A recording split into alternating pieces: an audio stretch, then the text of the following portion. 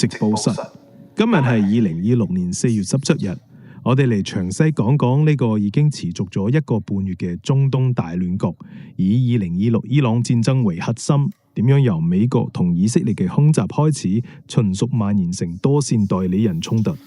雖然有啲戰線出現停火曙光，但整體局勢仍然好緊張，一唔小心就可能擴大成更大規模嘅區域戰爭。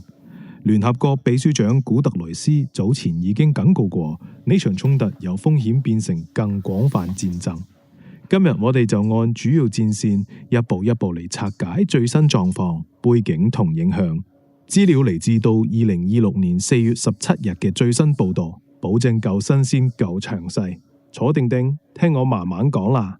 第一部分，2026伊朗戰爭呢場衝突嘅大佬擺。背景嚟講好簡單，但好嚴重。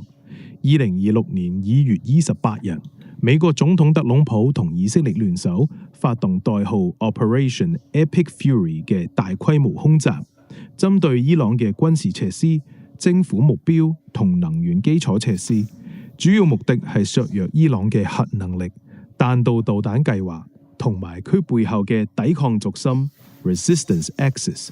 即係真主黨、Hezbollah、胡柴武裝、Houthis、伊拉費、科拿民兵等代理人網絡。呢次空襲甚至導致伊朗最高領袖阿里哈梅內伊阿里哈梅尼被擊殺，伊朗政權一度陷入混亂。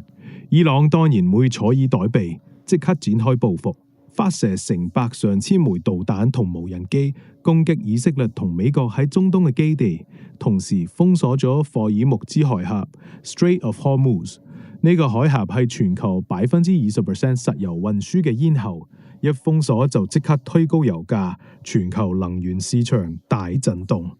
戰爭進入第2個月，已經造成伊朗本土數千死傷，區域內能源設施受損，平民流離失所，經濟損失唔計其數。今日4月17日，最新發展就係美國總統特朗普喺 Truth Social 暗示同伊朗可能達成永久停火，談判可能本週末喺巴基斯坦伊斯蘭堡恢復。伊朗外交部長宣布喺黎巴嫩停火期間，霍爾木茲海峽完全開放俾商業船隻通行。呢個消息一出，國際油價即刻回落，好多船公司都鬆咗一口氣。美國海軍雖然仲喺波斯灣維持高壓部署，但後勤壓力好大。有報道指部分艦艇甚至出現食物配給問題。伊朗仲承諾將歸還部分核材料作為談判籌碼。如果海峽持續開放，全球能源呢隻機可以款一款，但如果談判破裂，封鎖隨時重啟，到時油價又會飛起，亞洲同歐洲經濟都要跟住震。呢場戰爭嘅影響真係全球性，從中東石油到國際航運，再到糧食同肥料供應鏈都被波及。特朗普政府話呢係為中東帶嚟永久淨和平嘅一步，但批評者就話呢樣係冒險，隨時玩火自焚。第2部分，加薩衝突，以色列同哈馬斯停火極度脆弱。加薩呢條戰線其實喺2028年10月已經達成全面加薩停火計劃，由美國主導。第一階段哈馬斯釋放剩餘人質，以色列部分撤軍並增加人道援助已經執行咗。但第2階段哈馬斯全面解除武裝，成立過渡政府就滲入僵局。到今日停火已經超過6個月，但零星衝突從來冇停過。今日最新發展，加薩政府媒體辦公室指責以色列自停火以來違反約2000擊同地面射擊。最近2日，北加薩貝切拉希又有無人機攻擊，造成數名巴勒斯坦人死亡。哈馬斯明確拒絕全面解除武裝，導致美國推動嘅和平委員會 Board of Peace 重建計劃完全停滯。以色列國防軍 IDF 就反駁話哈馬斯係4月8日焦錄嘅耶科村，至少違反停火14次，仲持續策劃攻擊以色列部隊。以色列堅持，除非哈馬斯解除武裝，加薩完全非軍事化，否則唔會俾重建。人道狀況好嚴峻，自停火以來，約302名巴勒斯坦人死亡，超過2000人受傷。邊境關口部分重開，但援助物資剩間嚴重，醫療撤離好難。聯合國報告話，醫療糧食同基礎設施仍然嚴重受損，好多加薩居民生活仲係水深火熱。呢條戰線係整個中東衝突嘅舊傷，如果唔解決，隨時引爆新火頭。第三部分，黎巴嫩以色列衝突，真主黨戰線終於有10天停火。呢條戰線因為伊朗戰爭而重演。真主黨為支持伊朗同加薩，自2026年3月初開始向以色列開火，導致以色列入侵黎巴嫩南部，佔領咗約10% 領土。衝突造成近2200人死亡，包括175兒童，120萬人流離失所。黎巴嫩南部好多地方變成廢墟。今日最新發展就係大新聞，以色列同黎巴嫩達成10天停火協議，由美國斡旋，喺4月16禮暗間生效。黎巴嫩各地民眾徹夜慶祝，有人喺街頭放煙花、唱歌，氣氛好似過節咁。以色列喺停火前最後一刻仲發動空襲，包括 Tyre 市同南部學校，造成額外傷亡。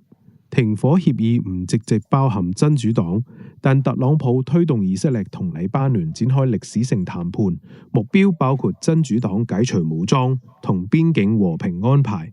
呢個停火係伊朗戰爭爆發後第一個重大外交突破，好多人覺得可能為更廣泛區域協議鋪路，但以色列部隊仲佔領緊南部部分地區，談判前景仍然充滿變數。黎巴嫩人民好希望呢10號可以變成永久和平，但都擔心隨時翻面。第4部分，也門胡塞武裝紅海戰線威脅未除。胡塞武裝 Houthis 係伊朗支持嘅，又喺3月28號加入伊朗戰爭，對以色列發射導彈同無人機，同時威脅封鎖紅海航道，影響全球航運同蘇伊士運河。現況係胡塞持續聲稱攻擊以色列敏感軍事目標，並揚言如果海灣國家加入戰爭，就會完全封鎖關鍵海峽。到4月17日，暫時冇新攻擊報導，但紅海航運風險仍然高。之前佢哋嘅行動已經令好多船公司改道，增加運費同延誤。呢條戰線雖然暫時靜咗，但胡塞嘅能力仲在，隨時可以再點燃。第5部分，敘利亞與伊拉克亦出衝突，火頭四散。伊朗支持嘅伊拉克民兵 Popular Mobilization Forces 對美國資產同敘利亞基地發動無人機同火箭攻擊。以色列同伊朗導彈碎片多次落入敘利亞境內，造成傷亡。黎巴嫩戰火又導致約18萬敘利亞人同約1.5萬黎巴嫩人逃入敘利亞。敘利亞境內民兵同以色列喺戈蘭高地附近仍然有小規模衝突，呢啲溢出效應令本來已經亂嘅敘利亞更加雪上加霜。總結：人道危機、經濟影響同未來展望。整體嚟講，人道危機好嚴重。黎巴嫩日入8萬流離失所者，加薩重建停滯，敘利亞難民潮湧現。聯合國強調，醫療、糧食同基礎設施嚴重受損，好多平民係最大受害者。經濟影響就更廣，霍爾木茲海峽同紅海航運不穩定，曾經推高油價。今日海峽重開後，油價回落，但全球供應鏈仍然受威脅。國際外交方面，特朗普政府主導多線停火談判，被視為關鍵推手。聯合國持續呼籲避免更大戰爭。未來展望，黎巴嫩10開停火同伊朗談判係正面信號，但哈馬斯拒絕解除武裝，以色列堅持安全條件，顯示長期和平仍然充滿變數。任何一方違反協議，都可能引發連鎖反應。今晚嚟做，特朗普話和平即將到來，但中東歷史告訴我哋，呢度嘅和平從來冇容易。聽眾朋友，呢場2026中東危機證明咗代理人戰爭有稿影氣，一個火頭可以燒到成個區位。希望外交努力可以成功，避免更多無辜生命損失。你對呢個局勢有咩睇法？歡迎喺留言區分享或者訂閱我哋，下集繼續跟進最新發展。多謝收聽，記住和平先係王道。拜拜，下次見。